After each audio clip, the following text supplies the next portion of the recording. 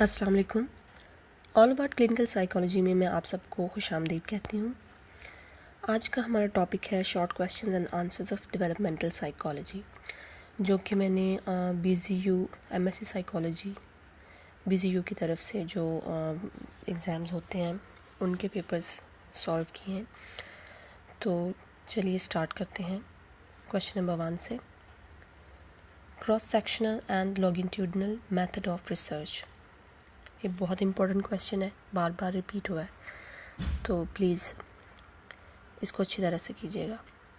Cross sectional method, a type of research design in which groups of individuals are compared at different ages on some measure at the same point in time.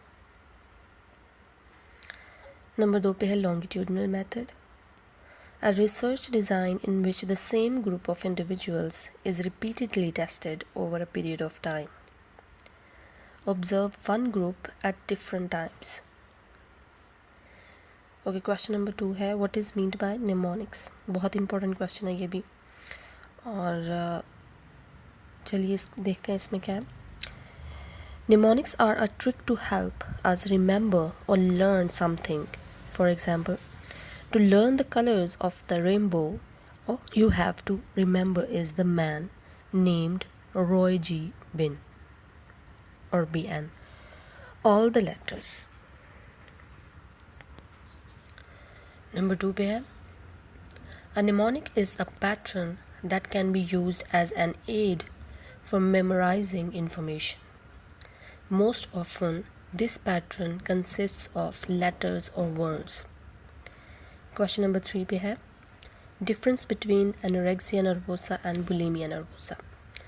तो left hand side anorexia nervosa and right hand side bulimia nervosa. Difference जो है वो हमेशा आपने paper में भी ऐसे ही solve करना है, ये एक ट्रिक होती है। तो चलिए स्टार्ट करते हैं anorexia nervosa से।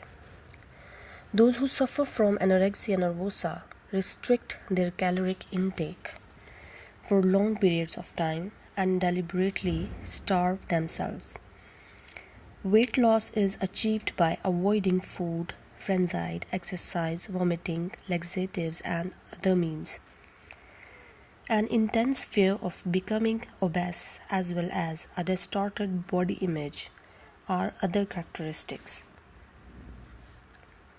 Eating disorders include anorexia nervosa, a form of self-starvation. Bulimia is associated with binge eating and purging. Purging can be in the form of fasting, self-induced vomiting, excessive exercising, or use of diuretics. Anorexia and bulimia are often present together. Bulimia nervosa, in which individuals engage in repetitive cycles of binge eating. जी, तो दोनों में फ़र्क ये है कि anorexia nervosa जो है इसमें पर्सन जो है वो सेल्फ स्टारवेशन करता है, यानी कि बहुत थोड़ा खाता है, कैलोरिक इनटेक जो है वो रिस्ट्रिक्टेड कर लेता है लॉन्ग पीरियड्स ऑफ टाइम के लिए, ठीक है। और वेट लॉस को अचीव करता है बाय अवॉइडिंग फूड, मतलब बहुत कम खाता है, अवॉइड करता है खाने को, ठीक है।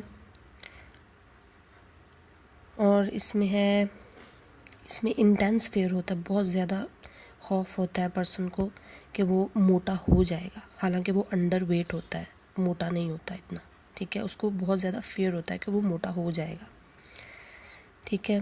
और उसकी बॉडी इमेज जो अपने बारे में है वो बहुत डिस्टॉर्टेड होती है। और बुलिमिया नर्वोसा में क्या है, बुलिमिया नर्वोसा में पर्सन जो है वो बहुत ज़्यादा खाता है, ठीक है, वो मोटा भी होता है, खाता रहता है और उसके बाद जो है वो purging can be in the form of fasting, self induced vomiting, यानी कि वो पहले तो खा लेता है बहुत ज़्यादा, फिर वो सेल्फ इंड्यूस्ड वॉमिटिंग करता है, यानी कि अपने गले में उंगली मार के, ठीक है, वॉमिट करने की कोशिश करता है, जो इतना सारा खा लिया है उसको बाहर निकालता है। एक्सेसिव एक्सरसाइजिंग, और बहुत ज़्यादा एक्सरसाइज करता है, और यूज़ ऑफ डायरेटिक्स, यानी कि लूज़ मोशन मेडिसिन ऐसी लेता है जो उसने खाया है वो ज़ाइल कर दे, ठीक है। एनोरेक्सिया और बुलिमिया नर्वोसा जो है वो ऑफन अक्सर दोनों इकट्ठे ही होते हैं, अलग अलग नहीं होता, ठीक है। यानी कि एनोरेक्सिया नर्वोसा में है स्टारवेशन, यानी सेल्फ स्टारवेशन, अपने आप को भूखा रखता है ज़्यादा से ज़्यादा, ठीक है।